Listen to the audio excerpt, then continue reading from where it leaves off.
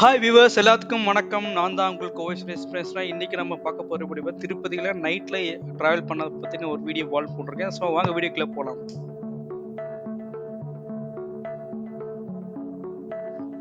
திருப்பதிக்கு பார்த்தீங்கன்னா நைட்டில் போய் ரீச் ஆகிட்டோம். ஸோ நைட்டில் ரீச் ஆனோடனே நமக்கு வந்து பிஆர்ஓ ரூமில் போய் ரூம் புக் பண்ணணும்னு சொல்லிட்டாங்க.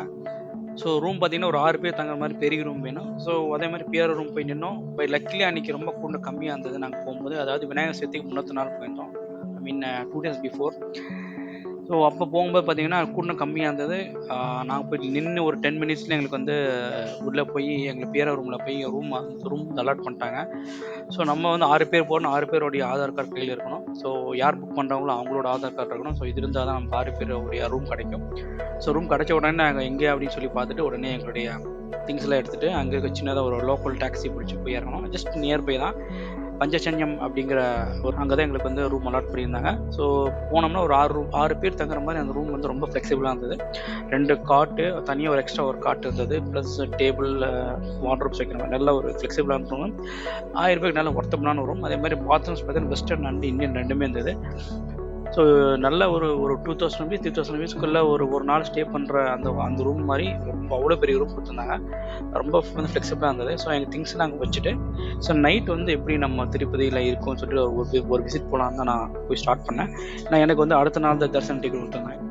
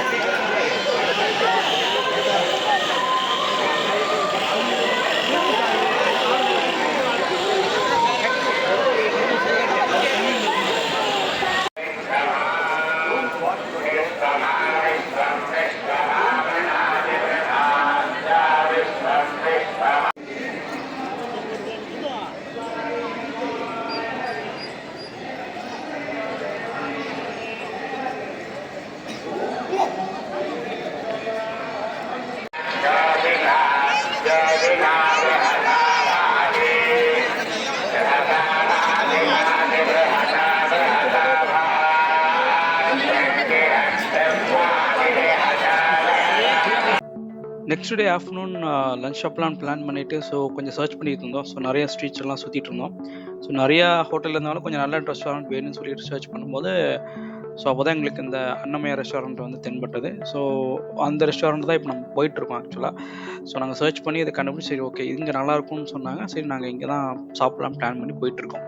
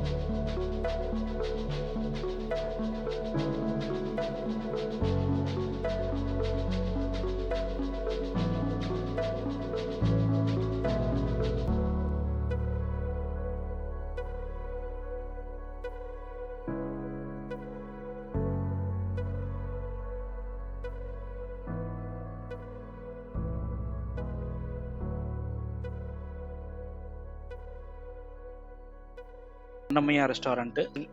ரீச் ஆயாச்சுங்க.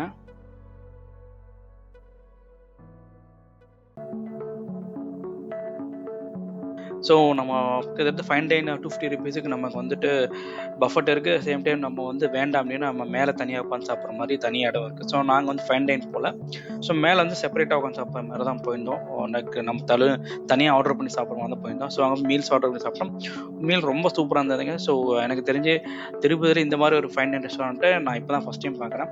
சப்போஸ் இன்கேஸ் யாரும் தெரியாதவங்க தாராளமாக இதை பார்த்து தெரிஞ்சுக்கலாம். நீங்களும் போய் சர்ச் பண்ணி நீங்கள் போய் பார்த்து அங்கே போய் சாப்பிட்டுட்டு வரலாம். ஸோ அதாவது கொஞ்சம் நல்லா டீசெண்டாக இன்னும் கொஞ்சம் நல்லா நம்ம ஊரில் இருக்கிற வந்து ரெஸ்டாரண்ட் ஸ்டைலில் வேணும், நம்ம என்விரான்மெண்ட் நல்லா இருக்கிற மாதிரி ஒரு இடம் வேணும்னா இந்த ரெஸ்டாரண்ட் தாராளமாக போகலாம்.